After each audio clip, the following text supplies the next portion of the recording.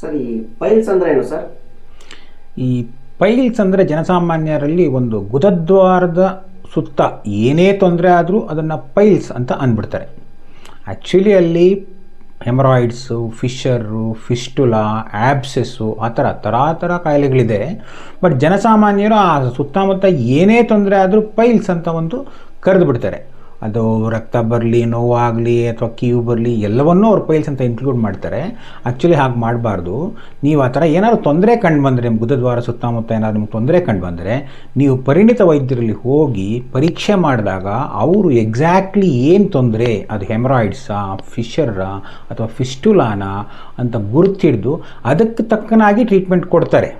ನೀವು ಅದೇ ಪೈಲ್ಸ್ ಆಯಿತು ಅಂದ್ಬಿಟ್ಟು ಹೋಗ್ಬಿಟ್ಟು ನೀವು ಮೆಡಿಕಲ್ ಶಾಪಲ್ಲಿ ಏನೋ ಒಂದು ಟ್ರೀಟ್ಮೆಂಟ್ ಕೇಳಿದ್ರೆ ಎಲ್ಲದಕ್ಕೂ ಒಂದೇ ಕ್ರೀಮ್ ಬರೆದ್ರೆ ಹೇಗಾಗುತ್ತೆ?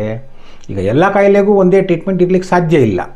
ನೀವು ಆ ಪರಿಣಿತ ವೈದ್ಯರು ನೋಡಿ ಈ ಕಾಯಿಲೆ ಅಂತ ಕರೆಕ್ಟಾಗಿ ಡಯಾಗ್ನೋಸ್ ಮಾಡಿ ಯಾವ ಸ್ಟೇಜಲ್ಲಿದೆ ಅಂತ ಗುರುತಿಡಿದು ಅದಕ್ಕೆ ತಕ್ಕನಾಗಿ ಟ್ರೀಟ್ಮೆಂಟ್ ಕೊಡಬೇಕಾಗತ್ತೆ.